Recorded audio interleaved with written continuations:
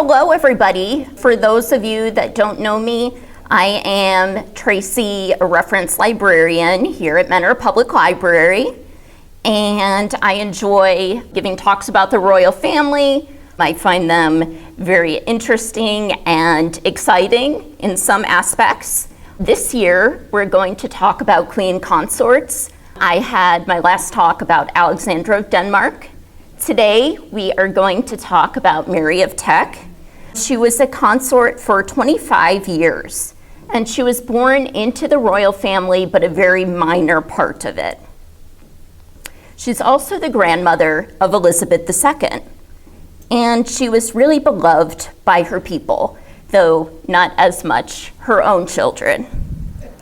She was known for her love of objects, jewelry, and culture. She was always grand and regal, and that's what she is remembered for. She lived through 6 monarchs. She was born at Kensington Palace on May 26, 1867. Her actual name is Princess Victoria Mary of Teck, and she was actually born in the same room as Victoria. She wouldn't stay at London all of her early life. Victoria wrote in her diary, "In the former bedroom in which Mama and I slept, I found dear Mary, Aunt Cambridge, and the baby, a very fine child, with quantities of hair brushed up into a curl on the top of its head." Her father was Francis, Duke of Teck. He had no inheritance or wealth because his parents were a morganatic marriage, meaning his mother had a lot higher status than the father, so he didn't get an inheritance at all, even though he was the Duke. It actually originated, the name Teck, in Württemberg, Germany, although most of them were born in the UK. Her mother was Princess Mary Adeline of Cambridge, and she was a very loving mother, although strict. She did charity work with Mary and was very popular with the people, much to Victoria's jealousy, calling her Fat Mary. She was a granddaughter of George III, and she lived beyond her means. She was always throwing parties. And so they ran out of money, and they had to move abroad for a few years. May's siblings were Adolphus of Cambridge, who eventually became the first Marquess of Cambridge when the names changed in 1917.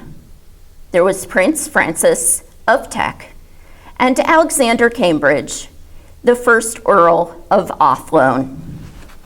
Eventually, Mary lived in White Lodge and Richmond Park. It was a loan by Queen Victoria. They also, upon moving back to London, moved to Chester Square, and Mary helped her mother organize parties and social events. She also learned English, German, and French. And while she was abroad, she lived in Florence, Italy with her family, where she found her love of art, objects, and museums. She became a debutante in 1886 and was introduced at court. She had a very big advantage to the rest of the women that were presented. She was the only unmarried princess not descended from Victoria. Victoria really wanted May to marry into the family. She saw her sense of dutifulness. And eventually, Mary became engaged to her second cousin, once removed, Albert Victor, a Duke of Clarence and Avondale. He proposed at Luton Hoo, the home of the Danish ambassador. Tragically, Albert Victor died 6 weeks after the engagement. He caught the 1892 flu and had influenza and then pneumonia. He died on the 14th of January, 1892. He had his sister's parents, brother, and Mary all at his bedside. He was in terrible agony and pain, and he was screaming out for a woman other than Mary. It was Helene d'Orleans, the woman he truly loved, who he was unable to marry because she was Catholic. He was also thought to be, at one point, Jack the Ripper, though those rumors were debunked, and he was also named in the Cleveland Street scandal, which had homosexual brothels, and it was alleged that he had been to one, although it was never proven, and when the police got there, he was not present. Mary became close to the new heir, Albert Victor's younger brother George, the Duke of York, during the grieving period. He eventually proposed at the house of his sister, Louise, the Duchess of Fife. She invited both Mary and George to tea at the same time, though May was very surprised to see George when she got to the house. She was not expecting him there, and he was a little bit shy and awkward with her, just as she was in life as well. So Louise broke the ice and said, "Now, Georgie, don't you think you ought to take May into the garden to look at the frogs in the pond?" And he did take her to the garden, and he proposed there. The engagement was announced the following day. On July 6th, 1893, the couple was married, and it was a very happy marriage. They were married at St. James's Palace at the Chapel Royal. And it was the first wedding since the death of Prince Albert. And Victoria was very emotional about the day. George accidentally saw Mary before the wedding, and he gave her a courtly bow in gesture, which Mary never forgot. They all came to the chapel in landaus, which are large carriages. There was one for the Duke of York, Princess Mary, the Duke of Teck and Adolphus of Teck, and Queen Victoria and the Duchess of Teck. Crowds gathered around the route from Buckingham Palace to St. James's Palace. Mary was very nervous, but she gave a sideways smile and waved her hand. She had 5 bridesmaids, including 2 of George's sisters, Victoria and Maud. She had cousins Victoria Melita, Alexandra and Beatrice, Margaret and Patricia, Alice and Victoria Eugenie, and Helena and Victoria. The Archbishop of Canterbury performed the ceremony. They made an appearance on the Buckingham Palace balcony with Queen Victoria, and the register was signed by Queen Victoria and the Prime Minister. They went to Sandringham and Osborne House for their honeymoon. Osborne was one of Queen Victoria's favorite homes. She became Duchess of York upon her marriage, and she would live at St. James's Palace and York Cottage on the Sandringham estate. Her dress was done by Arthur Silver of Silver Studio, and he designed the dress. It was nicknamed the May Silks. Originally, for her wedding to Albert Victor, they had designed a lily of the valley design. The May Silks had roses, shamrock, thistle, and had large orange blossoms and true lover's knots. It was put together by Linton and Curtis, and it had white satin with Honiton lace. The veil had actually been used by her mother, and her mother gave her pins and another gift. There were pins from Victoria and a diamond tiara. There was a necklace that she wore from the Prince and Princess of Wales. She also had diamond earrings and a brooch from George.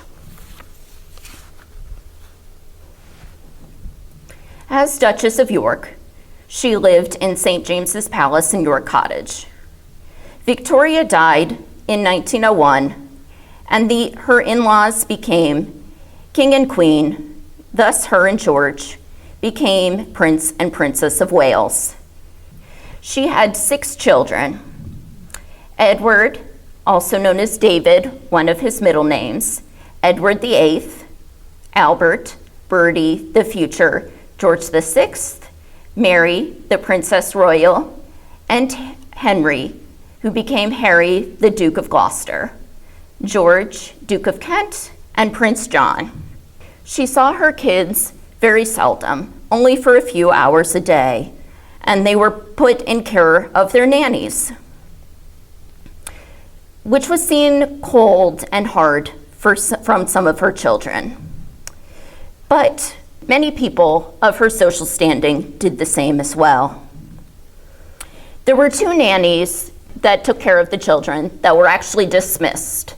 One of them was very ignorant and insolent and would argue with Mary and George. The other one was actually abusive. She pinched the older child until he cried and was returned to her when the parents returned. And she also starved Bertie, who had stomach issues for the rest of his life as a result. So it took around 3 years for this to be noticed. And it mainly became to their attention because Lala Bill, another nanny, stepped up and told them what was going on, and they fired the terrible nanny. And Lala was very beloved by the children. As Princess of Wales, Mary moved into Marlborough House, and she went on several tours. She often put her royal duties in front of her children.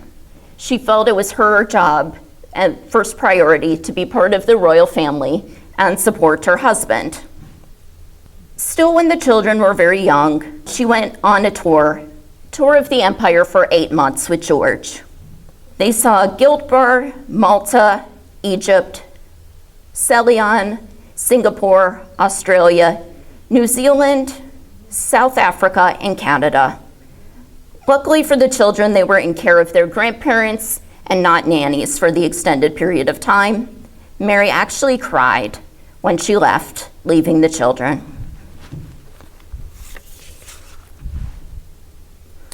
She also went on a tour at the end of 1905 of India, and that was also 8 months.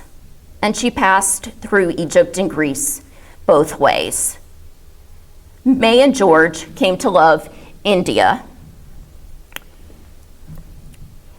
After that tour, they went to Spain to see Alfonso XIII marry Victoria Eugenie of Battenberg. And that's where the bride and groom narrowly avoided an assassination attempt. After that, they went to Norway for the coronation of George's sister Maud and her husband Håkon VII. In 1910, Edward VII died, and George and Mary thus became king and queen. George did not like that May had 2 names, Victoria Mary, so she had to choose one. Because there was a queen that was recently Victoria and reigned so long, she dropped Victoria. And she was actually the first queen consort born in Britain since the 1500s. They were coronated on June 22nd, 1911, at Westminster Abbey. The ceremony was planned by the Duke of Norfolk and his office staff. Mary wore a dress of silk satin, and it had floral emblems, the Tudor rose, Scottish thistle, Irish shamrock, a lotus flower for India, the Star of India, English oak leaves, and acorns. The needlework was done by Princess Louise's Needlework School.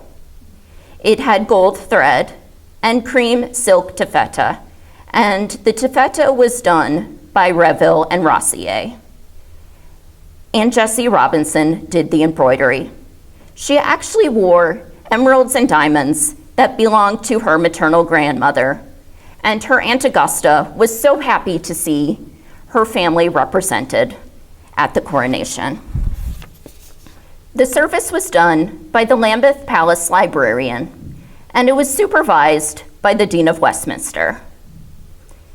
She was crowned in a brand new crown made for her with the Koh-i-Noor diamond, which is today extremely controversial, and it was not used in the last coronation.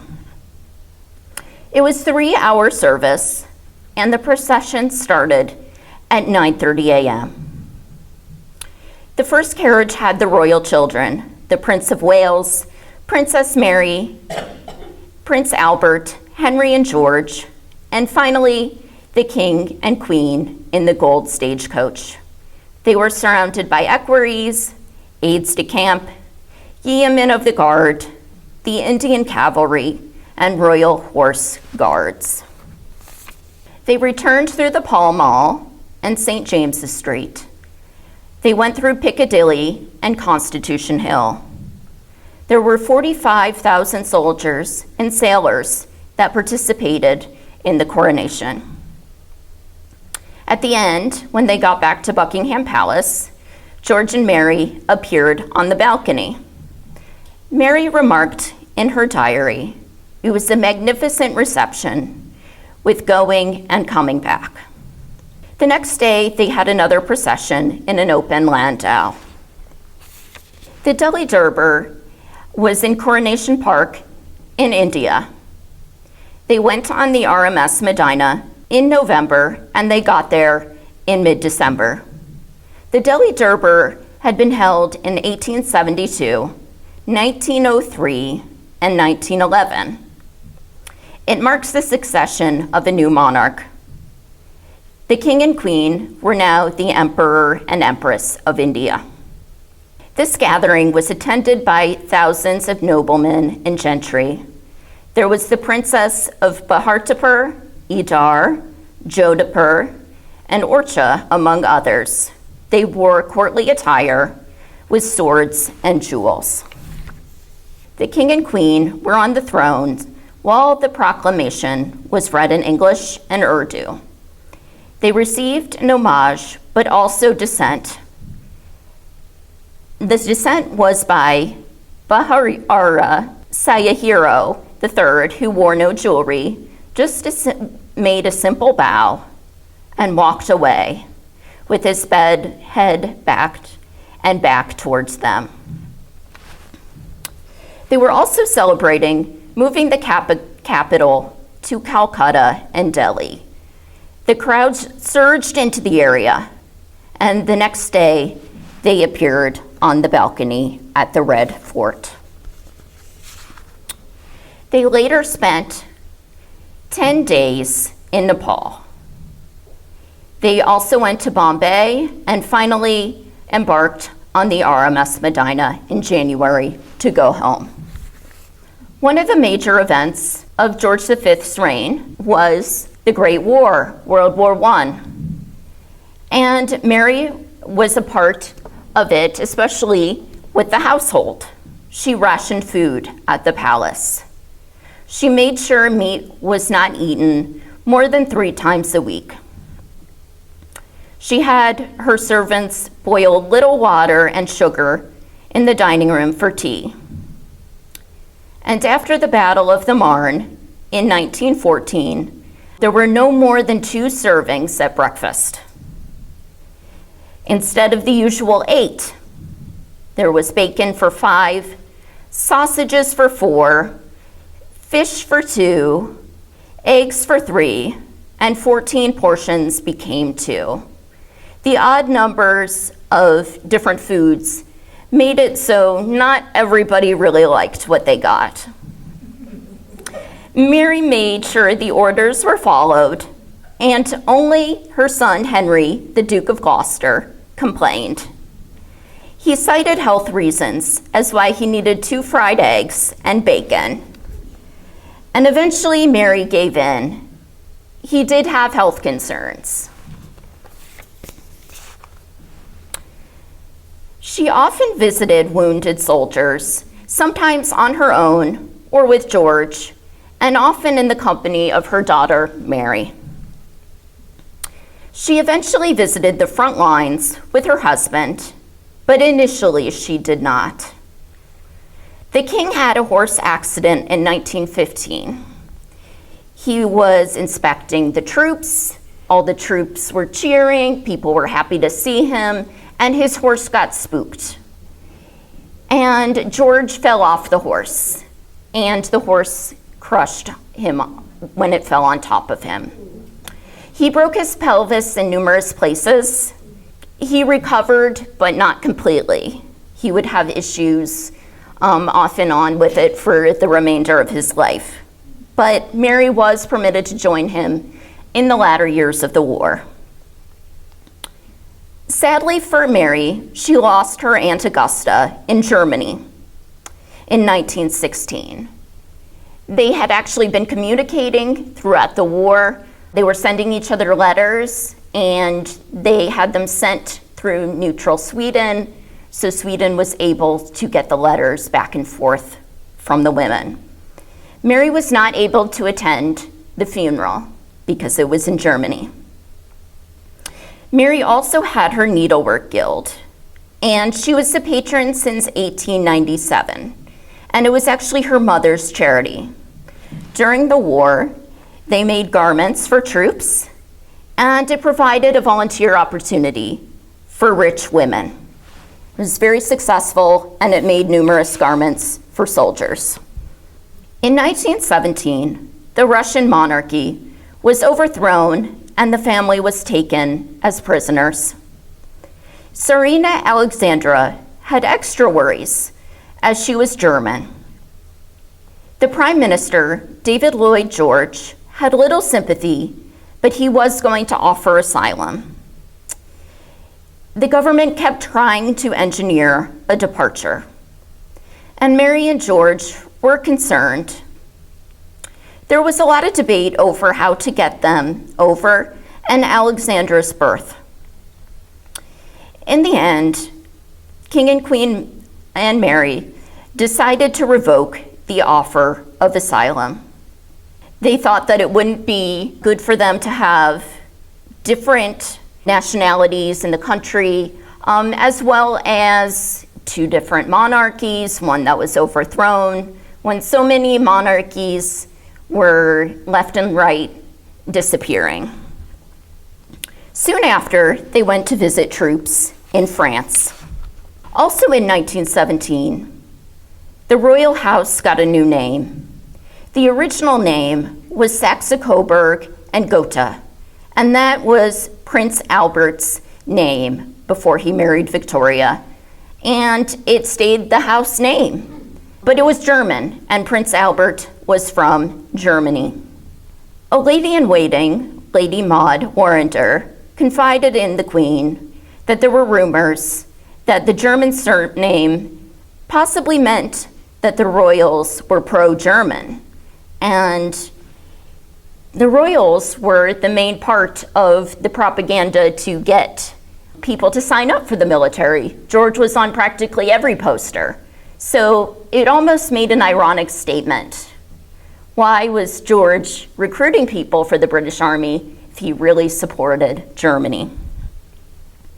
Mary and George were reluctant, but they were also approached by Prime Minister David Lloyd George about rechristening German names to English ones.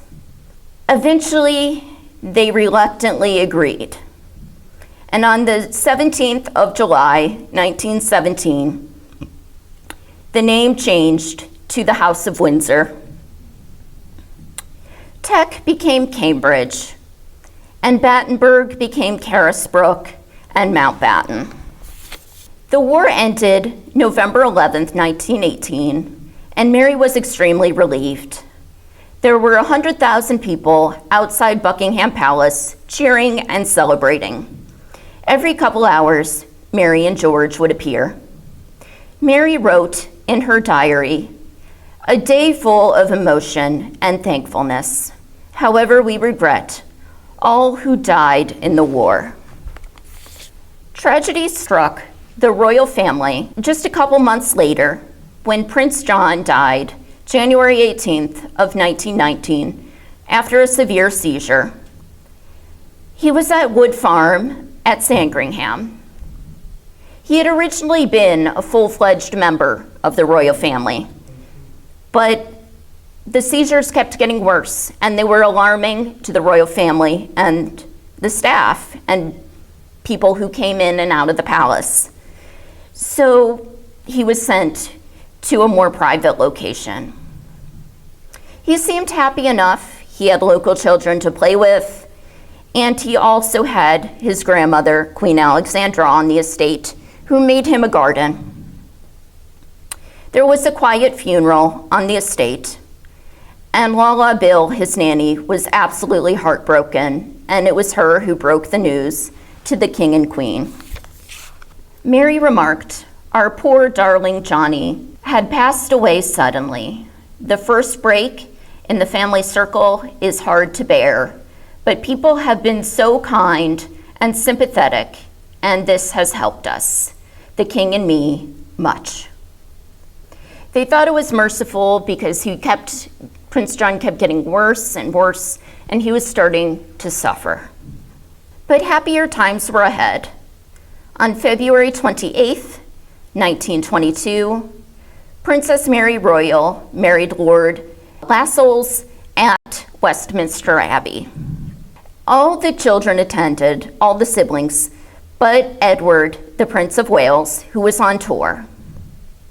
People were so excited, and it was the first royal wedding since the war.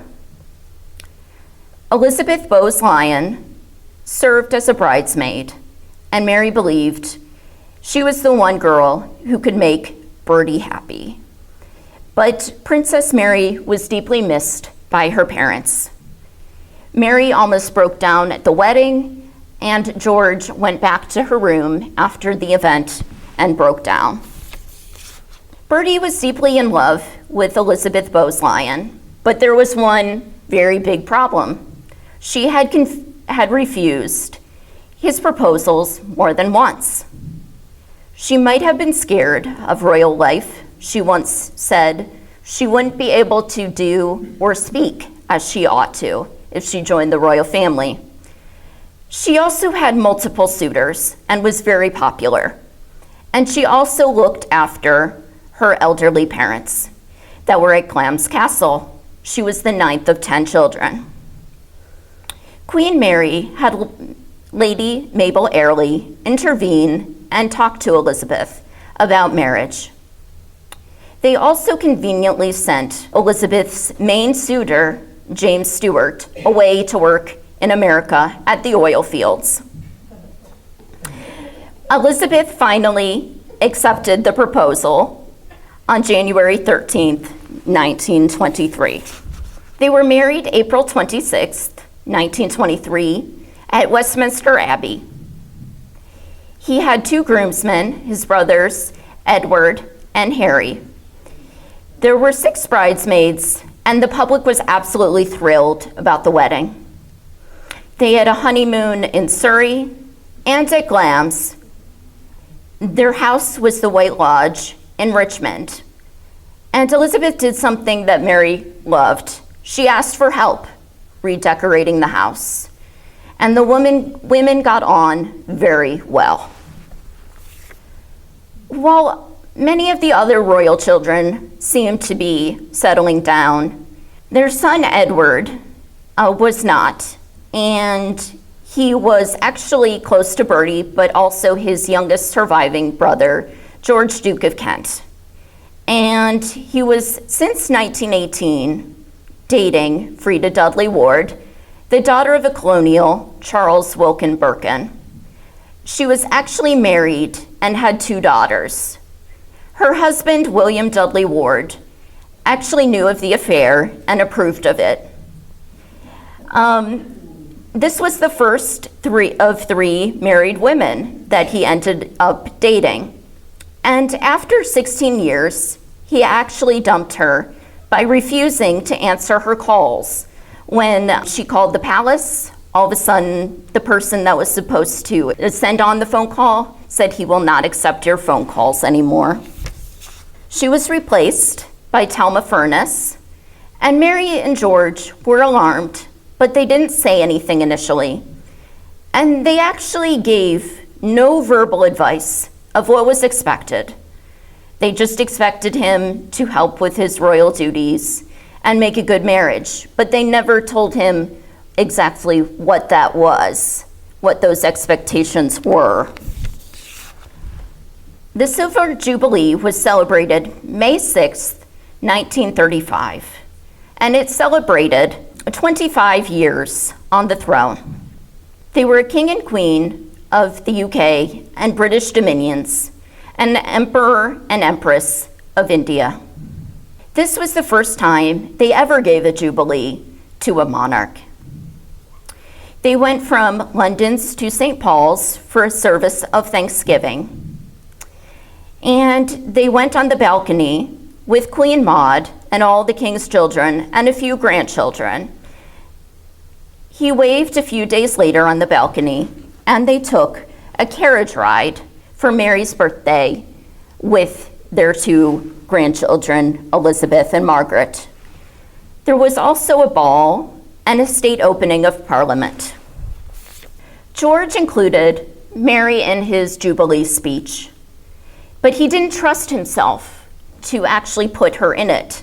So he told her speechwriter to put her in the speech. He said, "I cannot trust myself to speak of the Queen when I think of all I owe her." Edward met Wallis Simpson in 1934, and she supplanted Thelma Furness in his affections. Edward was confronted by his father in 1934. The king and queen met her at Buckingham Palace and were absolutely outraged. She was divorced and not allowed to be there. Actually, George screamed when he found out, "That woman in my own home." Edward gave her money and jewels, and he neglected the duties in favor of her. The royal family was very concerned. On January 20th, 1936, George V passed away. Mary was devastated, and she remarked an interesting comment in her diary about how she watched two brothers die at Sandringham Estate, rooms apart. The crown became very unstable. Edward and Wallis were causing a constitutional crisis. Edward is popular, but Wallis is not. Her former spouses are still alive, thus he cannot marry in the Church of England. So it became very heated debate in Parliament what the king could and couldn't do, if they were going to bend any rules, or if he was going to have to step down. Mary sincerely hoped that her son would not marry her. Edward knew by October that he would probably step down and abdicate. Mary begged him to think of his brother, and it was his health that she was most concerned about, but also that he had never been trained for the role, and it was the actual role that Edward was trained to do and had done during his father's illness. On December 10th, 1936, Edward signed the abdication with his brothers.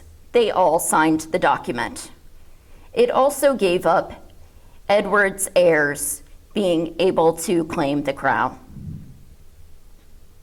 On December 11th, he finalized the abdication and held a broadcast that was sent out to the people. He said, "I cannot do this job without the woman that I loved." And his brother Albert, who was now king, came to Mary and cried. But she did not think it was George, the new king, George VI, that was pathetic. She thought it was her son Edward that gave up the crown for a woman. So Bertie now becomes George VI. He took the name George after his father to remind the people of the wonderful 25 years they had with his father. And there was also Edward became the Duke of Windsor. He had a new name as well. And the brothers figured it out together. Mary later remarked, "He gave up all this for that." She could never understand her eldest son's decision, and she never received his wife, Wallis. She helped in every way she could to help the new king and queen adjust. She came to the coronation on May 12, 1937, and she was the first Dowager Queen to ever do so. Her other sons and daughter-in-laws were all there, and so was George's sister Maud of Norway and the granddaughters Elizabeth and Margaret. When she was dowager, Mary moved back to Marlborough House. She took an interest in her granddaughters, and she took them on a variety of educational places and museums and zoos, for example. She didn't think they were getting enough history and culture education at home. When the war broke out and there was the London bombings, Mary was evacuated to Badminton House in Gloucestershire. She went with her niece, Mary, the Duchess of Beaufort. Mary had 70 pieces of luggage and 55 servants go with her. She also visited troops and factories and gathered scrap materials. She gave rides to soldiers that she found walking down the street, and she immersed herself in the village culture by attending village meetings and adopting a pig like many other villagers. Tragedy struck the family on August 25, 1942. The Duke of Kent died in an airplane crash on a secret mission. He was on his way to Iceland, but unfortunately the plane crashed in Scotland and all aboard were killed. Mary's lady of the bedchamber, Cynthia Colville, gave her the news, though she initially thought it would have been the king if somebody had died. The Duke of Kent was Mary's favorite son, and he left behind Marina, Princess of Greece, and 3 children. The oldest, Edward, was 6, and he became the Duke of Kent. He still is today. And the youngest was a newborn, Michael. After the war, Mary moved back to Marlborough House. In 1946, she finally saw her son Edward for the first time in 5 years. She wasn't originally going to receive him. They had been writing throughout the war, but she never mentioned anything about the crown or family or anything really personal for that matter. But he wanted a conversation, and the Duchess of Windsor also wrote to her about how important it would be to meet him. She had to make sure that the government and the king accepted his presence first. Crowds gathered to see him, though Mary didn't really greet him when he came to visit the UK. She sent a car to bring him to her palace. There are no diary entries of what happened at this meeting, which leads me to think that it must have gone badly. Mary was a keen diarist, and so were all her ladies-in-waiting, but she would never put anything negative about the royal family in anything that could have been seen by somebody else. In 1919, Edward sent some pretty scathing letters about his brother John after his death. Mary burned the letters because she didn't want anyone to ever find them. So that's what tells me that the meeting must have gone poorly, and she didn't want anyone to see how it had gone. The two of them visited a bomb site in East London. He also met with King George VI. That also probably didn't go very well, because he went back to Paris 2 days early and only saw the royal family a handful of times after that. Mary had a number of hobbies, one being collecting, which she called her great hobby. She collected over 2,000 paintings, books, and objects, and added them to the royal collection. She did her own arranging and cataloging with the help of the royal librarian Owen Morshead. People wonder if she was a serial collector or just thief. She bid way over price for the Romanoff jewels. She also bid for the Fabergé eggs. People began to hide things from her.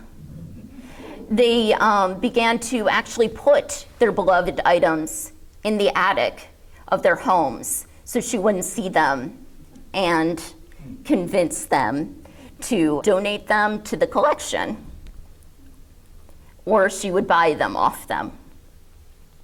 She also had a dollhouse that she had made from 1921 to 24 by Edward Lettiers, and Princess Mary Louise unveiled it at the British Empire Expo in 1924. She also refurbished a couple of palaces. One was Holyrood House, another Buckingham Palace, and the third being Frogmore House. There were many jewels that Mary acquired and other objects, but I chose 4 tiaras as some of the ones that she added to the collection to share. The first being the diamond fringe tiara, which Princess Elizabeth and eventually Queen Elizabeth II wore to her wedding. It actually could become a necklace. It actually broke on the day of the wedding, but they were able to fix it, luckily. And second, there's the lover's knot tiara, which is loved by Catherine, the Princess of Wales. She wears it often to events. There's the bandeau tiara, and it was worn by Meghan, Duchess of Sussex, at her wedding. And lastly was another favorite of Elizabeth II.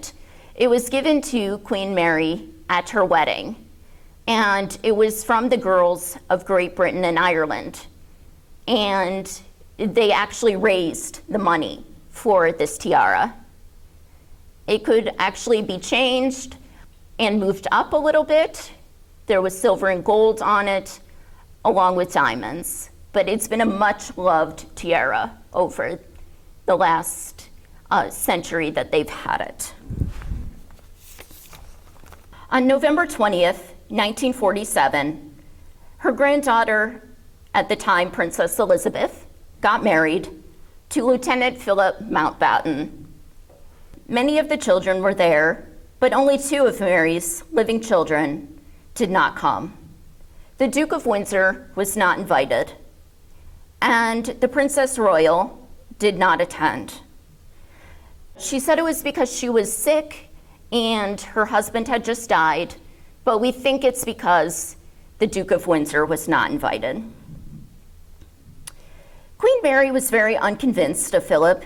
First of all, he was from a penniless German or Greek royal family, but his family was very German, and she was worried how that would be perceived by the public after the war.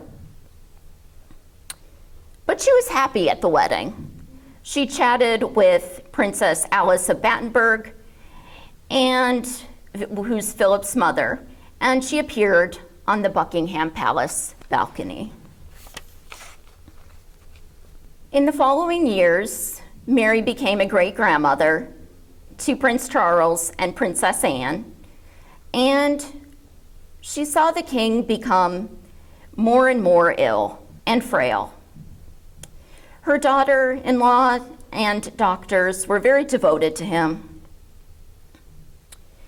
and Mary was worried about her son's health. But she was also ill herself. She was in her 80s. She had bursitis and needed a wheelchair at times. Cynthia Colville came to her on a February day, and the Queen asked, "The king?" And she responded, "During the night. he had passed away. And Princess Elizabeth was now Queen Elizabeth II, was in Africa. And she actually had to fly back immediately. Mary actually greeted her at Clarence House. It was a very interesting meeting because Elizabeth's whole life, she approached Mary.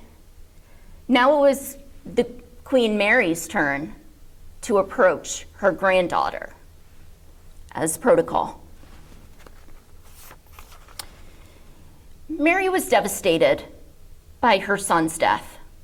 She said, "I have lost 3 sons through death, but I have never been privileged to be there to say a last farewell to them." She went to the lying in state on February 11th. She entered the Abbey third after Queen Elizabeth II and the Queen Mother Elizabeth. Mary looked very frail. She was unable to go to the interment February 15th. She was unable to emotionally, and she decided to watch in private from her house at Marlborough. The procession was going to go right past the house, and she and Lady Mabel Airlie had a perfect view to watch the procession. As the procession came by, Mary said in a very broken voice, "Here he is." And Lady Airlie took her hand. She claimed later that the Queen was beyond broken. She was beyond the point of crying. But she was excited for a female sovereign. Mary had a keen interest in Elizabeth throughout her life, even when she was a baby, but especially when she realized that Elizabeth would one day inherit the throne. She went and looked at the coronation robes that her granddaughter would be wearing. She mentioned to all the family, "Don't postpone if I die before the coronation." She knew there was a chance. In fact, she did die before the coronation. On March 24th, 1953, only 13 months after the loss of her son, the king, she went into a coma at 4 a.m. and died late in the evening that day. Her daughter, Princess Mary Royal, was by her side. The updates were announced in Parliament by Prime Minister Winston Churchill. Many eulogies came through. People were weeping and leaving flowers and cards outside Marlborough House. The Duke of Windsor was there for her death, and he came to the lying in state where he was visibly uncomfortable and nervous. He stood alone while the whole family bowed, except Elizabeth. Lady Airlie came, very dignified, and Mary's ladies came with jewels and pearls, honoring her with all their jewels. The funeral was on March 31st, 1953. There was a procession from Westminster to Paddington Station. Then at Paddington Station, they loaded the coffin on the train to St. George's Chapel. She was then buried beside her husband. After the funeral, the family met for dinner. The Duke of Windsor was not invited. But maybe Mary would understand, because she never truly forgave or understood her firstborn. And one time she told him, shortly after the abdication, "I've supported the crown my whole life, and I'm not going to stop."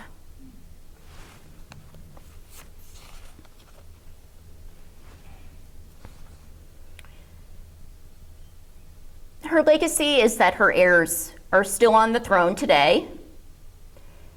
She gave us a royal collection, which we truly enjoy and are able to see the most of because of her collections.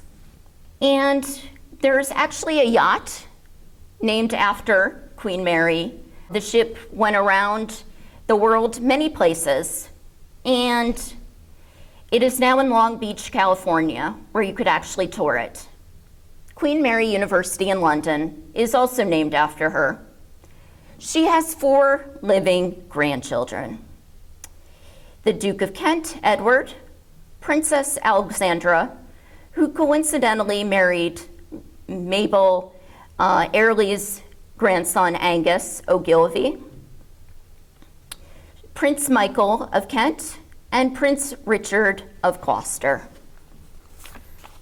Mary is a very interesting figure and very intriguing. She lived through 6 monarchs, and I'm really glad I got to study her and give a presentation on her in her own, because I learned so much about her through her husband, George V, and George VI, her son, when I did their presentations last year in the House of Windsor series.